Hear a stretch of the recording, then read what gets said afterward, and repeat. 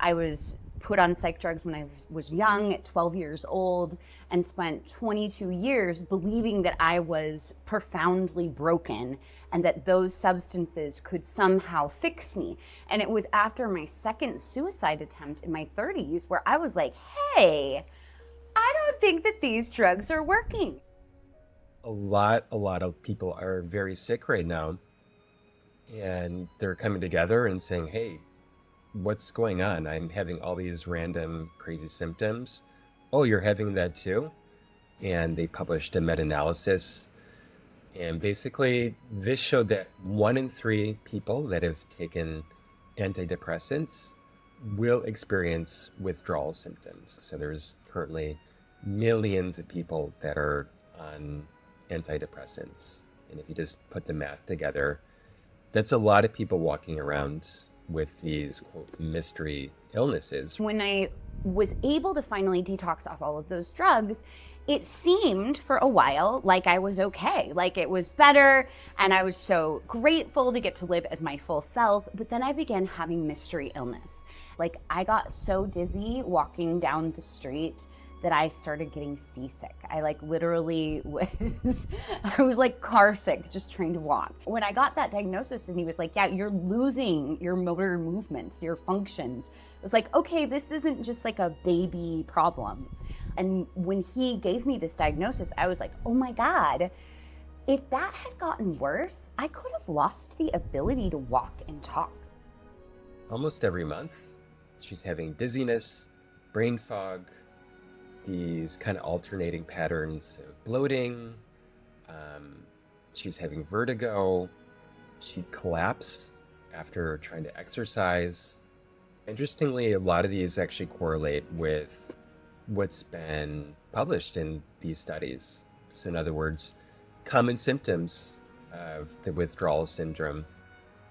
Part of the mainstream medical narrative in the 80s and 90s, when psych drugs were at an all-time high, that the drugs were correcting a chemical imbalance. Turns out that is a lie invented by a Prozac marketing executive that got adopted by medical schools. I had many doctors say to me, oh, Amber, it's like you need to take serotonin because you're deficient in this substance and blah, blah, blah.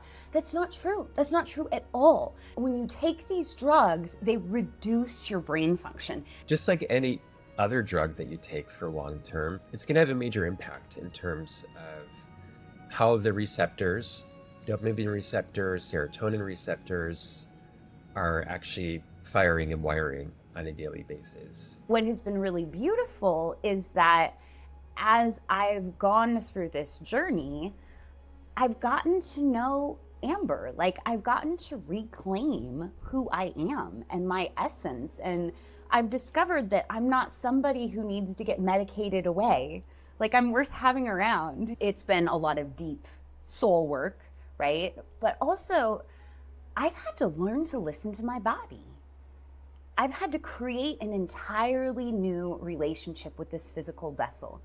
The universe speaks to you in just these signs and synchronicities, and Ibogaine really came into my field. I had things that happened where I randomly watched a documentary about a woman who did an Ibogaine session, and then I met some amazing humans.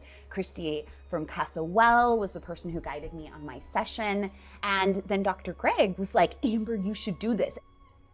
You know, the really interesting thing about iboga is that the molecule is extremely complex, just from a molecular standpoint. And this allows it to actually work on many different pathways in the brain, in the body, and gives it this kind of jack of all trades sort of function. Basically, you're increasing dopamine and serotonin levels, which are, of course, chronically depressed in people that take antidepressants.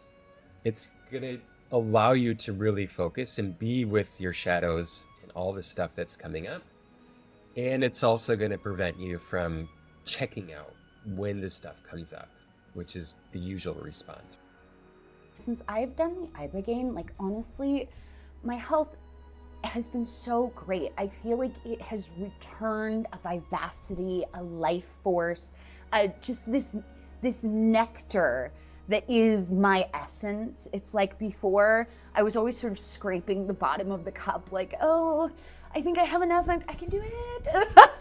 And now it feels like my cup is just overflowing. And that's a much better way to live. It's just been so incredible to see Amber's transformation and come to a plateau with her recovery, and to see how Ibogaine has really taken it to the next level. When it comes to any long-term substance abuse, whether that's alcohol, opiates, or even psych drugs, Ibogaine can really be a potentially completely transformational option for people.